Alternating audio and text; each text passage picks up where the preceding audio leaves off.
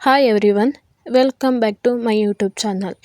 ನಾನು ಇವತ್ತು ಬೀಟ್ರೂಟ್ ಮತ್ತು ಕ್ಯಾರೆಟ್ ಸ್ವಲ್ಪ ಪುದೀನ ಹಾಕಿ ಜ್ಯೂಸ್ ಮಾಡ್ಕೊ ಕುಡಿತಾ ಇದ್ದೀನಿ. ಕ್ಯಾರೆಟ್ ನಮ್ಮ ಚರ್ಮವನ್ನು ಹೊಳೆಯುವಂತೆ ಮಾಡ್ತದೆ. ಇದರಲ್ಲಿ ವಿಟಮಿನ್ ಎ ಮತ್ತು ಸಿ ಇದೆ. ಬೀಟ್ರೂಟು ಐರನ್ ಮತ್ತು ಫೈಬರ್, ಪೊಟ್ಯಾಷಿಯಮ್ ಉಂಟು ಇದರಲ್ಲಿ. ಇದು ರಕ್ತದೊತ್ತಡ ಕಡಿಮೆ ಮಾಡ್ತದೆ. ನಮ್ಮ ದೇಹಕ್ಕೆ ಬೇಕಾದ ಒಂದು ಒಳ್ಳೆ ಜ್ಯೂಸ್ ಅಂತ ಹೇಳ್ಬೋದು. ನಂತರ ಡೈಲಿ ನಾನು 2-3 ಬಾದಾಮಿ ತಿಂತೀನಿ. ಇದರಲ್ಲಿ ವಿಟಮಿನ್ ಇ ಅಂಶವಿದೆ. ಇದು ಕೂದಲನ್ನು ಸ್ಟ್ರಾಂಗಾಗಿ ಮತ್ತು ಉದ್ದವಾಗಿ ಬೆಳೆಯಲು ಸಹಾಯ ಮಾಡ್ತದೆ. ನಂತರ ಮಲೆನಾಡಿನಲ್ಲಿ ಮಾಡುವಂತಹ ಕೆಸುವಿನ ಸೊಪ್ಪಿನ ಕರಕಲೆ ಹೇಗೆ ಮಾಡೋದು ಅಂತ ನಾನು ಹೇಳ್ಕೊಡ್ತೀನಿ. ಕೆಸುವಿನ ಸೊಪ್ಪು ಎಲ್ಲರಿಗೂ ಗೊತ್ತಿದೆ.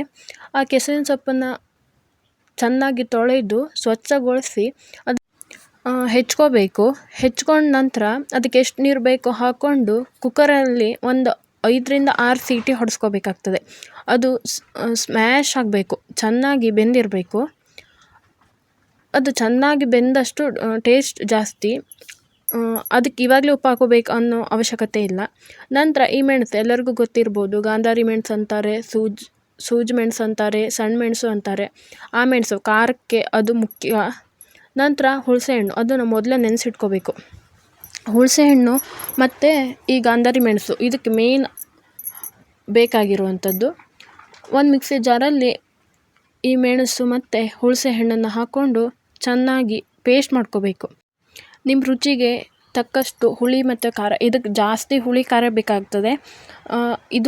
ಇದರಿಂದನೇ ಅದು ಟೇಸ್ಟ್ ಬರೋದು. ಹುಳಿ ಖಾರ ಇದ್ದರೆ ಮಾತ್ರ ಇದು ಚೆನ್ನಾಗಾಗೋದು. ನಂತರ ಈ ಥರ ಪೇಸ್ಟ್ ಮಾಡ್ಕೊಬಂದೆ ನಾನು. ನಂತರ ಇದು 6-7 ಸೀಟಿ ಅಂತ ಹೊಡೆಸಲೇಬೇಕಾಗ್ತದೆ. ಈ ಥರ ಆಗಿರ್ತದೆ ಅದು ಬೆಂದಾದ ನಂತರ ಅದಕ್ಕೆ ಒಗ್ಗರಣೆ ಹಾಕ್ಕೋಬೇಕಾಗ್ತದೆ. ಒಂದು ಪಾತ್ರೆ ಇಟ್ಟು ಅದು ಸ್ವಲ್ಪ ಕಾದ ನಂತರ ಅದಕ್ಕೆ ಸ್ವಲ್ಪ ಎಣ್ಣೆ ಹಾಕ್ಕೊತಾ ಇದ್ದೀನಿ. ನಿಮ್ಮ ಮನೇಲಿ ಯಾವ ಎಣ್ಣೆ ಇರ್ತದೋ ಅದನ್ನು ಬಳಸ್ಕೋಬೋದು. ಕೊಬ್ಬರಿ ಎಣ್ಣೆ ಇದ್ದರೆ ಮತ್ತು ಚೆನ್ನಾಗಾಗುತ್ತೆ. ಇದಕ್ಕೆ ಒಗ್ಗರಣೆಗೆ ಏನೂ ಇಲ್ಲ. ಸ್ವಲ್ಪ ಸಾಸಿವೆ, ಸ್ವಲ್ಪ ಬೆಳ್ಳುಳ್ಳಿ ಹಾಕ್ಕೋಬೇಕು. ಬೆಳ್ಳುಳ್ಳಿ ಜಜ್ಜಿ ಹಾಕ್ಕೊಂಡಿದ್ದೀನಿ ನಾನು. ಹಾಕಿ ಸ್ವಲ್ಪ ಅದು ಕೆಂಪು ಬಣ್ಣ ಬರೋ ತನಕ ಫ್ರೈ ಮಾಡ್ಕೋಬೇಕು. ನಂತರ ನಾವೇನು ಬೇಯಿಸ್ಕೊಂಡಿರ್ತೀವಲ್ಲ ಕೆಸುವಿನ ಸೊಪ್ಪನ್ನು, ಅದನ್ನು ಹಾಕ್ಕೋಬೇಕು. ಅದ್ರೊಳಗೆ ಜಾಸ್ತಿ ನೀರಿದ್ದರೆ ಆ ನೀರನ್ನು ತೆಗೆದುಕೊಂಡು ಆಮೇಲೆ ಉಳಿದಿರೋ ಸೊಪ್ಪಿರುತ್ತಲ್ಲ ಅದನ್ನು ಹಾಕ್ಕೋಬೇಕು. ನಮ್ಗೆ ಆ ನೀರಿದ್ದರೆ ಜಾಸ್ತಿ ಇದ್ದರೆ ಏನೂ ಆಗೋದಿಲ್ಲ. ನಂತರ ನಾವು ಮಾಡ್ಕೊಂಡಿರೋ ಪೇಸ್ಟ್ ಇರುತ್ತಲ್ಲ, ಮೆಣಸು ಮತ್ತು ಹುಣಸೆ ಹಣ್ಣಿಂದು, ಆ ಪೇಸ್ಟ್ ಹಾಕ್ಕೊಂಡು ರುಚಿಗೆ ಎಷ್ಟು ಬೇಕೋ ಅಷ್ಟು ಉಪ್ಪನ್ನು ಹಾಕ್ಕೋಬೇಕಾಗ್ತದೆ. ಉಪ್ಪು ಹಾಕಿದ ನಂತರ ಕುದಿಸಿದಾಗ ಈ ಥರ ಆಗುತ್ತೆ. ಅದು ತುಂಬ ಟೇಸ್ಟಾಗಿರುತ್ತೆ. ಮಲೆನಾಡಿನಲ್ಲಂತೂ ಅದ್ರ ರುಚಿ ಬಲ್ಲೋರು ಯಾರು ಹೇಳಿ, ಸಿಕ್ಕಾಪಟ್ಟೆ ಟೇಸ್ಟಾಗಿರುತ್ತೆ. ನಂತರ 2-3 ದಿನದಿಂದ ಮಳೆಯಿಂದ ಗಾಳಿ ಮಳೆ ಅಂತ ಕರೆಂಟ್ ಇಲ್ಲಾಗಿತ್ತು. 2-3 ದಿನದ ಬಟ್ಟೆ ಹಾಗೆ ಸ್ಟಾಕ್ ಇತ್ತು. ಅದನ್ನು ತೊಳೆದುಕೊಂಡು ಇಲ್ಲಿ ಒಣಗಿಸ್ಲಿಕ್ಕೆ ಬಂದಿದ್ದೇನೆ. ಈಗಿನ ಕಾಲದಲ್ಲಂತೂ ಕರೆಂಟ್ ಇಲ್ಲದೆ ಜೀವನನೇ ಮಾಡೋಕ್ಕಾಗಲ್ಲ ಅನ್ನೋ ಹಾಗೆ ಆಗಿಬಿಟ್ಟಿದೆ. ಕರೆಂಟ್ ಇಲ್ಲದೆ ಇದ್ದರೆ ಮಾತ್ರ ಜೀವನ, ಇಲ್ಲದೇ ಇದ್ದರೆ ಜೀವನನೇ ಇಲ್ಲ ಅನ್ನೋ ಥರ ಜೀವನ ನಡೆಸಬೇಕಾಗ್ತದೆ. ಪ್ರತಿಯೊಂದಕ್ಕೂ ಕರೆಂಟ್ ಬೇಕೇ ಬೇಕು ಇವಾಗಿನ ಕಾಲದಲ್ಲಿ.